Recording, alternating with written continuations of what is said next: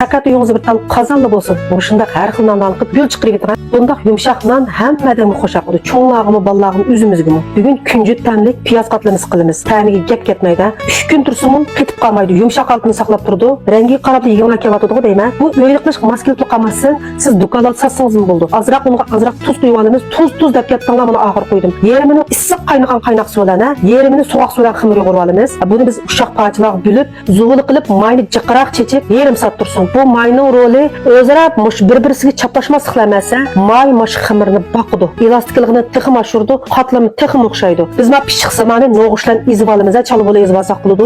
Bu qitim qachiqadigan meni biz tushtilgan so'q mayda qilamiz. Azroq un qo'yamiz, azroq may qo'yamiz, azroq tuz qo'yib etamiz. Buni azroq soda sevitimiz. Soda ma piyoz qatimiz, piyozni yeshil chiqirdi. Suyu qora qalati bo'ldi.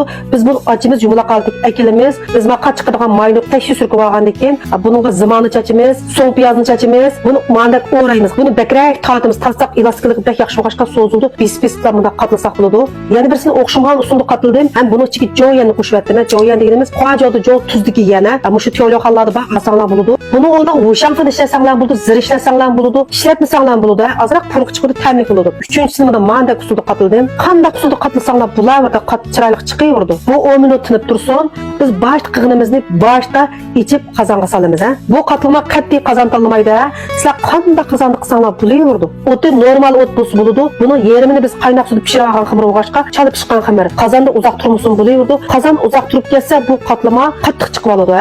Oldi kelini o'rib olish uchun 2 minut vaqt ketsa bo'ladi. Buni men xamir turish samadim. Necha kun burun yo'lgan ballar yedigan piyoz qatlamasini xamir turish samagan. Men necha soat vaqtimni sarf qilib bir filmni ishlaydigan masala 2 minut vaqtingizni sarf qilib shu filmni obdan ko'rmaydigansizlar. Men har kuni film yo'llashlar vaqtim o'tmaydi. Men dukochiman, vaqtinchidan vaqt chiqarib sizlarga yo'llayman. Shunga mushuni yo'llash uchun necha soat vaqtimni sarf qilib yeta. Endi sizlarning ayrim undaq yo'qlan savollarga javob beradigan vaqtim yo'qchimi?